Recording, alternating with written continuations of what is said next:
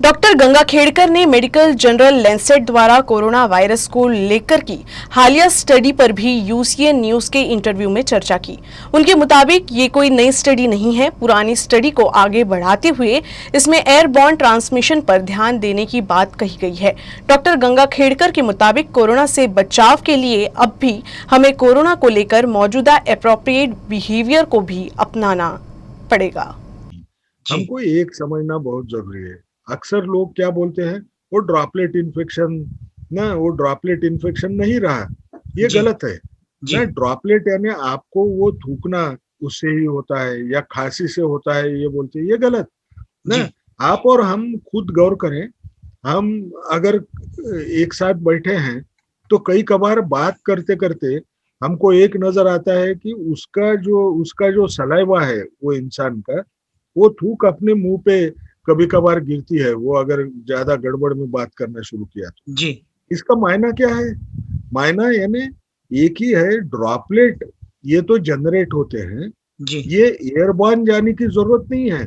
जी। मैंने ऐसे बैठे बैठे ही मैं किसी पे शावर करूंगा, आखिरी में यही वो बैठा हुआ है।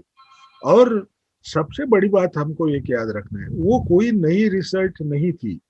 ये रिसर्च में उसने पुराने जो भी सबूत है उसको साथ में रख के उसने एक चीज बोलने की कोशिश की है कि हमको ना, हम सरफेस ट्रांसमिशन के ऊपर जो ज्यादा भरोसा रखते थे कि सरफेस ट्रांसमिशन होगा और ड्रॉपलेट इन्फेक्शन, ये जो है एयरबॉर्न के तरफ ज्यादा ध्यान देना चाहिए, ये उसका कहना था। अब इसका मायना क्या है, हमको क्या समझना है? हम लोग क्या कर रहे थे, तरकारी खरीद रहे हैं या घर में दूध ला रहे हैं, वो अगर थैली है दूध की तो उसको साफ करने में 5 मिनट लगाते थे ना। उसको साफ धो ले, कुछ करें। हाँ, जो कपड़े ला रहे हैं इस्त्री करके, उसको हम बाजू रख देते कर लेते थे। हाथ, हाँ 3 दिन हाथ नहीं लगाना है। हाँ। ये करने की जरूरत नहीं है। लेकिन ज्यादातर जो ट्रांसमिशन हो रहा है वो एयरबॉर्न यानी एरोसोलाइजेशन से हो रहा है, ये उनका कहना है।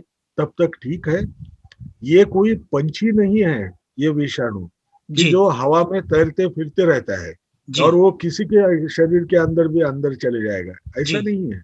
ये विषाणु को अगर कोई अपने इंसान की अगर पेशी के अंदर वो जाता नहीं है तो वो हवा में तैरेगा नहीं, उसको पेशी के अंदर रहना है, क्योंकि उसका खाना वो पेशी के अंदर से आता है।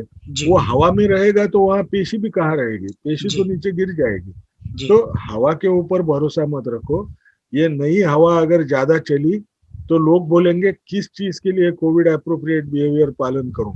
लेकिन कोविड अप्रोप्रिएट बिहेवियर का जब पालन करते हैं तो आपको वो हवा से भी आया तो भी कुछ नहीं कर पाएंगे।